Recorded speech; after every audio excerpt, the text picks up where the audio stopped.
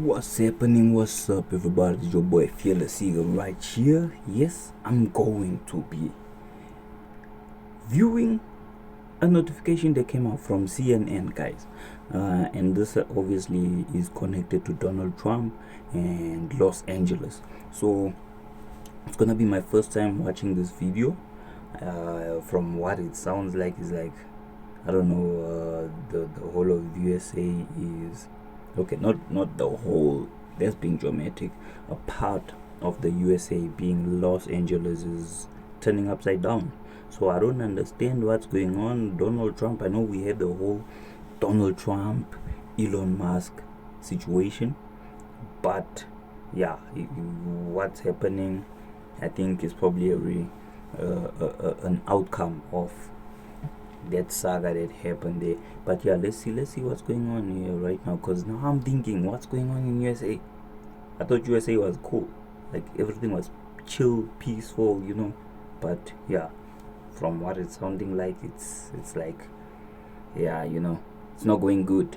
Yeah, let's check, let's see what's happening. Well, tensions are escalating in Los Angeles as clashes flare up in the U.S. city shortly after President Trump's controversial move to send in the National Guard. He has also not ruled out deploying active-duty Marines. And the president says it's for law and order. The move is against anti-deportation protesters, but also against the wishes of California Governor Gavin Newsom. Tear gas fired as protesters clashed with the National Guard and police, and the military reserves were deployed after a second night of demonstrations against immigrant raids. 300 guards are in the city. At least 2,000 are expected. This is the first time in 60 years that a U.S. president has bypassed a local governor to send in troops. Mr. Trump vowed consequences for protesters who abuse officers. Let's cross over now to LA, where Whoa, okay, guys. So the question is he allowed to do it or not? That's the question that I saw on the notification.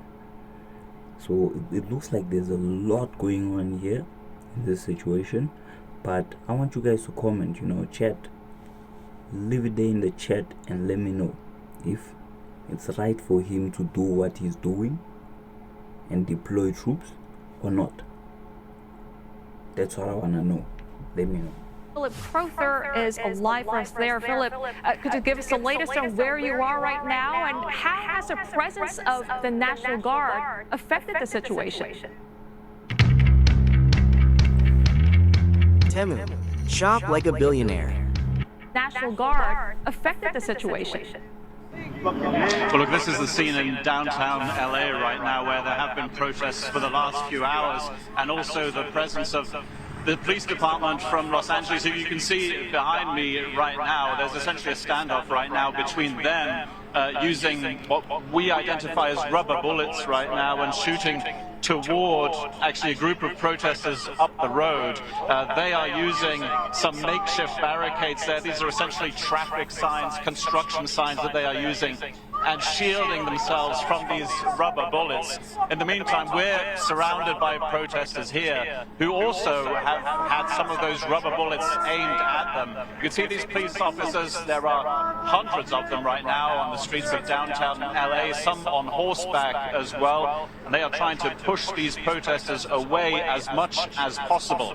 What you're not seeing here right now are members of the National Guard. They essentially have been brought in here to the city of Los Angeles to protect federal buildings, the detention center, for example, where illegal immigrants who had been rounded up by the immigration forces here in LA are being held right now. That's one of the buildings that they are trying to protect. We're not seeing them in a direct standoff. Okay. I'm kind of like, getting a bit of context here. From what I'm seeing, it's like the citizens of the USA that stay in Los Angeles don't want immigrants. That's how it's coming across to me. So yeah, let me know if I'm wrong the way I'm viewing the whole situation, but okay, maybe I should watch more. With protesters, but the LA Police Department certainly is here, and you can see them wielding their so-called less lethal weapons right now. These are essentially rubber bullets that we are seeing that are being deployed here. Tear gas a little bit earlier today, but we haven't seen any signs of that over the last few hours. Philip, I want to ask you a bit about the National Guard deployment. They are going to be there, deployed for at least 60 days. Presumably, they're going to be confronting protesters, trying to break up demonstrations and perhaps arrest some of the protesters as well. But what else are they going to be doing apart from all that? Well, what we've seen in the past, when there have been mass protests that have turned violent in other cities in the United States, Baltimore, for example, comes to mind, or Ferguson, Missouri as well. What we've seen when there has been National Guard deployed is that they essentially protect buildings, federal buildings, be it office buildings, but also prisons, for example. They don't necessarily get into direct confrontation with protesters. As we can see here, it is the LA Police Department that is largely doing that right now. As we speak, we are seeing some of the police officers seemingly aiming towards this group of protesters that is close to us. So we're just going to get down here, but we'll continue shooting here, and we'll be able to tell you what is happening. So essentially what's being used here are rubber bullets, and this is what's making... Hey, I have to say, man, bro's composed here, bro. Like, rubber bullets are flying out here, bro. Bro's composed. I give him thumbs up for that. Yo. Protesters run away into the distance, trying to get them away from this intersection right here. Again, you asked me about the National Guard. This is not the National Guard doing this right now. They might be asked to do so in the future. At this point, we know that there are a few hundred National Guard troops here in Los Angeles right now. There are expected to be 2,000 altogether. That at least is the order that came from US President Donald Trump. They haven't all arrived here yet. But from what we're seeing here today, things can, of course, escalate as they are right now, and maybe the federal government will believe that there will be more troops that will be needed here on the ground in LA. Yeah, Philip, clearly a volatile situation unfolding behind you. If you need to move to a safer place, do let us know. But in the meantime, I do want to ask you about California Governor Gavin Newsom. He has formally requested the National Guard deployment to be rescinded. I mean, what do we know about that? What's the likelihood of that happening?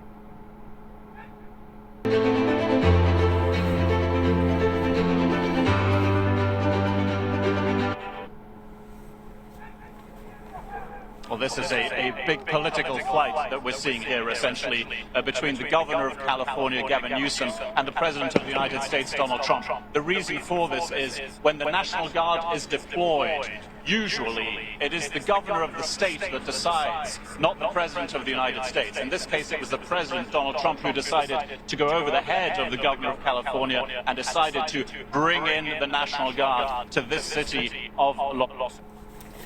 Okay. Now it makes sense, like there's a bit of context, but also the information that we're getting here, we also need to verify, is what he's saying accurate? Because if it's accurate, then I agree that my take is it's wrong what Donald Trump did. But if what he's saying is not accurate, then yeah, we would obviously need to find out if what Donald Trump did is wrong. So yeah, I'll see where it's going. Los Angeles. The fact that Gavin Newsom, the governor of California, is telling the president to rescind that order, I don't think is going to go anywhere. National Guard troops are on their way into Los Angeles rather than on their way out. We'll have to wait and see, of course, whether these protests continue, whether they get worse, possibly more violent, whether they lead to more people joining these protesters in the streets. That's unknown right now. Philip, Gavin Newsom wants control returned to him, to the state. Does he have a plan? Has he presented a plan, to the president, to stop these protests which are taking place as we speak? No, there isn't necessarily a plan, except that the governor of California and the local authorities here, and that includes the mayor of the city, say they have enough power here. They have enough police forces, the ones you can see right behind me now. They think they have enough of them to be able to take control of the situation. They are saying they do not need the National Guard troops here on the ground in Los Angeles. What they are saying is that what the President, Donald Trump, has done is an escalation of the situation rather than helping it. And Philip, should We'll just other... move out of the way a little bit now, if you don't mind. Please take your time, Philip. And should other We'll stay immigrant with it. families... All right. A very volatile situation there. Philip, we will let you go so that you can move to somewhere safer. That was Philip Crowther live for us in Los Angeles. Do stay safe. Well, Jean Lance-Reese is co-director at the USC Immigration Clinic and clinical associate professor of law at USC Gould School of Law. Professor, thank you so much for joining us. I want to start by asking you about, I suppose, a bit of a historical precedent. The last time a U.S. president called in the National Guard without a request from the governor was in 1965. Lyndon Johnson did it. But I'm curious, are there parallels right now with California's situation? There are, many consider this an outsized response. The calling in of the National Guard in the 1960s was because the state was not following federal law. Here, I think there's a really big question about whether this is preventing the enforcement of law or protesting. To remind you, immigration law is a civil law. There's questions about whether or not these kind of escalated military-type immigration raids are violating people's constitutional rights. So there's not very strong parallels where the state of California is refusing to allow officials to enforce some kind of federal law. I think that this is an outsized response, and there was kind of a statement by the state in the last time that the National Guards were deployed against a state's wishes, that the governor said, we are not going to integrate schools. So this was school segregation. In order to integrate the schools, the National Guard was called out to enforce that, where the governor of that state said, we aren't allowing you to integrate schools. California is still cooperating with Department of Homeland Security in their enforcement operations. They're still obeying certain kinds of voluntary requests for holding people who have been non-citizens who are in violation of immigration law, who have been accused of crimes, for example. So that is not the case here. So this is an outsized response to what is happening. Sure. Professor, and like you mentioned, this is a rare use of federal force on U.S. soil, and there's legal uncertainty about whether the president can federalize the Guard without the governor's consent. But is this even legal? Well, there is laws that allow the federal government to federalize the National Guard when there's this kind of a domestic violence, disobeying the laws, some sort of conspiracy. But the ultimate question is that what's taking place? What we're seeing. It's crazy because, like, when you hear what she's saying and how they're changing the scenes, they're like backing up what she's saying. You know, domestic violence, change the scene to, you know, the people. Like, but they, yeah, let's continue seeing what's happening here. I don't see violence at the moment, but yeah. Our protests of really kind of militarized tactics to arrest people who are present in the U.S. in violation of immigration law. Immigration law is a civil law, it's not a criminal law. And the stakes are very high. You're seeing neighbors, families being pulled apart. And so the protests are escalating in kind to the government escalating. And I think that this is not a situation that, so I guess to answer your question, the federal government can nationalize the Guard, but there is a question as to whether it's warranted in this particular circumstance. Right. This is a third day of protest underway in LA, but do you see this as merely a short-term security response, or could it be the start of a broader effort, perhaps even a test case for a future crackdown? I wasn't made to sit in a class for 8 hours and listen to someone which I felt effort, perhaps even a test case for future crackdowns? I'm concerned about the escalation. I think we're going to see more targeted locations in Southern California for immigration enforcement. And the question is, will the National Guard be involved? And that could be very dangerous if the National Guard goes from protecting federal buildings to, enforcing law on the streets against the residents of California. And I don't see this government backing down at all. I do think that this is part of a kind of optics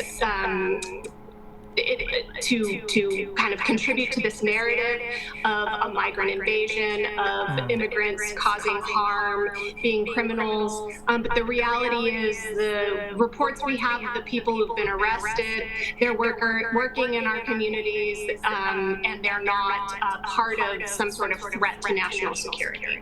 I'm not saying all of them, but I think that's, I think this is kind of a optics opportunity for this government to really make an example of Los Angeles, where there might not be a basis for the allegations that this is, an invasion.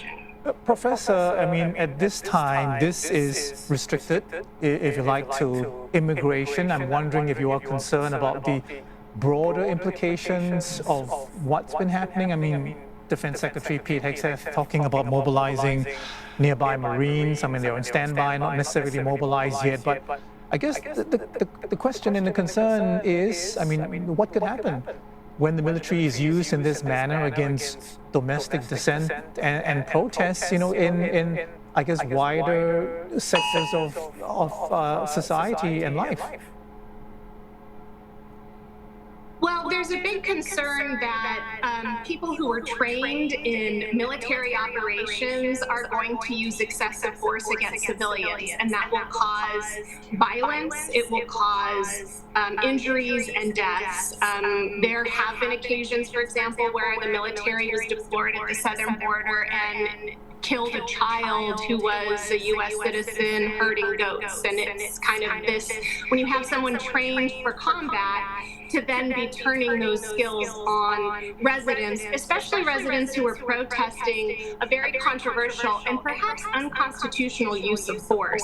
And I think with the escalation, there's also additional federal laws suspending habeas corpus, national emergencies that could give the opportunity for the government to perhaps exceed its authority based on kind of an outbreak of violence in this way. Okay, and Professor, LA isn't the only city grappling with immigration raids. We've heard strong criticism from the Trump administration about sanctuary policies in cities like Chicago, Boston, and Denver. Could this unrest spread to other cities? It could. I mean, one thing I'll say about sanctuary cities or sanctuary states, it's a bit of a misnomer because the states can't prevent the federal government from coming in and enforcing immigration law. What we're seeing is protesting against the way that it's being enforced. These are not normal operations the way that we have seen these raids happen, and many have been without warrants. So other states can anticipate that, if only to kind of make an example of them. But I'd like to reiterate, even under California's sanctuary law, the California government really does cooperate with the Department of Homeland Security when it comes to immigration enforcement. So I think that there is a lot of spectacle happening here that is kind of fanning the flames of emotional responses. And we're dealing with human lives as well. So it's an opportunity for kind of this, the president's narrative to expand, where I think the facts on the street are different than what's presented in the news. Okay, Professor Reese, we'll have to leave it there for now, but thank you very much for your time. Jean Lentz-Reese, Clinical Associate Professor of Law at USC Gould School of Law. Thank you.